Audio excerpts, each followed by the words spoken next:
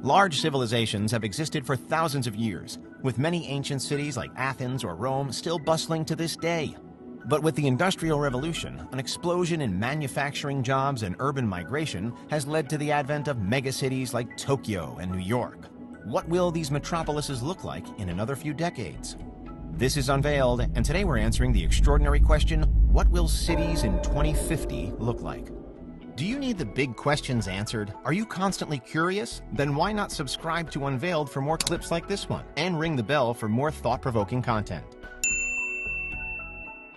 The United Nations projects that by 2050, 68% of the world's population will live in urban areas. Undoubtedly, the cities of 2050 will be bigger and denser, housing far more people than today. As more people migrate to cities looking for better living conditions and work opportunities, cities will continue to expand. Some major cities, like London, have a long history of consuming small towns and outlying areas, and this is only going to continue around the world. Regardless of whether the future gets better or worse, the development of urban centers is going to be controlled by one thing: climate change. If climate change continues, we're going to see explosive growth in cities as some places become uninhabitable due to extreme heat or flooding. Islands are particularly vulnerable to changing sea levels. Much of the Bahamas, for example, might be underwater by the end of the century if sea ice continues to melt. Estimates suggest over 1 billion people could be displaced by climate change by 2050, meaning they'll become climate refugees. By and large, these people will find themselves in urban areas. Many major cities will find themselves underwater as well, however. Huge global cities like Bangkok, London, New Orleans, and even Shanghai will suffer severe and potentially permanent flooding. This will further increase the pressure on high-altitude, cooler cities to take people in. A city like La Paz, Bolivia's capital and the highest altitude capital in the world, might become a new global metropolis because of its distance from the sea and mild temperatures. In fact, many of the world's highest cities are in Bolivia and Peru thanks to the Andes Mountains, which could mean that the most influential cities in the future will be in South America. Though eventually all of the sea ice will melt and the volume of water will stabilize, temperatures will keep soaring if nothing is done. But climate catastrophe is not the only vision of the future. Solarpunk is an aesthetic in art and a subgenre in science fiction that seeks to imagine a green utopia running on renewable energy. Far removed from the grime and neon of a cyberpunk future or the desolate wasteland of the climate apocalypse, solarpunk uses advanced technology to hypothetically repair the problems ailing us at the moment, namely pollution and environmental damage. It's also not without basis. Much of the technology envisioned by solarpunk artists and writers certainly exists. You can regreen urban spaces successfully. You can build gardens and grow fruit in cities. Solar panels will someday be good enough to power the world. For decades, the technology that makes solar panels work, photovoltaic cells, has been simultaneously getting much better and much cheaper. Though the early 2020s has seen this reverse a little thanks to the global silicon shortage, the actual technology is going to get better each year. In fact, the price of PV cells dropped by 82% between 2010 and 2019. In mid-2020, 84% of the world's energy was still coming from fossil fuels. But by their very nature, fossil fuels will run out.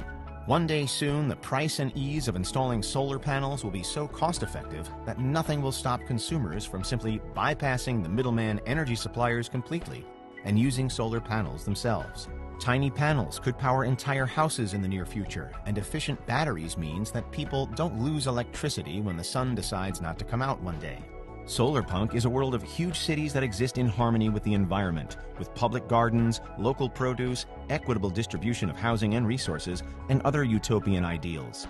There's no reason why this can't be the future of humanity rather than the climate crisis, especially when much of the technology already exists.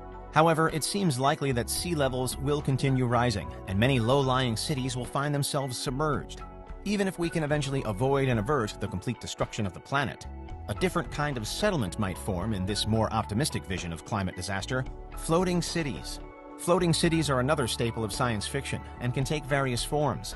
Often they're huge fleets of ships that have been repurposed so that they can be permanent homes for large numbers of people.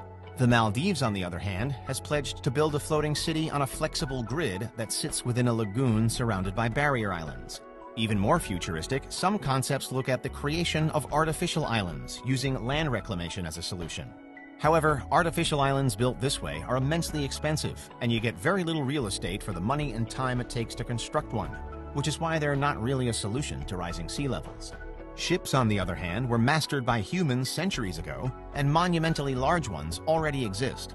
Another landmark dystopian novel, Neil Stephenson's Snow Crash, has a futuristic city exactly like that, the Raft, which is occupied by thousands of people and floats clockwise around the Pacific, past Southeast Asia to Alaska and down the west coast of the US. Whether a floating city would be good or bad depends on the people running it. It's no more or less likely to breed unpleasant living conditions than a regular city, and has every potential to be as green and clean as a solar-punk utopia. But it would always be immune from the effects of rising sea levels, and be able to sail away from the unbearably hot parts of Earth. Also present throughout science fiction and increasingly in popular culture is the idea of the metaverse, a simulated world that many people like Mark Zuckerberg believe contains the future of humanity. If the future really is VR and someday everything will take place there, then maybe this is what the cities of the future will be. Anything you can imagine and render in a virtual space.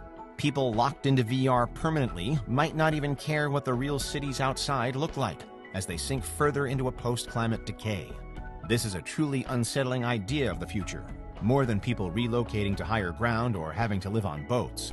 Humanity so disinterested in the well-being of the planet that we lock ourselves away in skyscrapers and decide we're not going to think about what's happening outside. Most people probably aren't happy to simply let the environment collapse, however. A survey conducted in 2020 polled 80,000 people from 40 different countries and found that the vast majority did care about climate change and think it's a serious issue. We're not ready to give up hope just yet, it seems. There is a future that doesn't take place on Earth at all, however, or in a computer simulation. We're closer than we've ever been to returning to the moon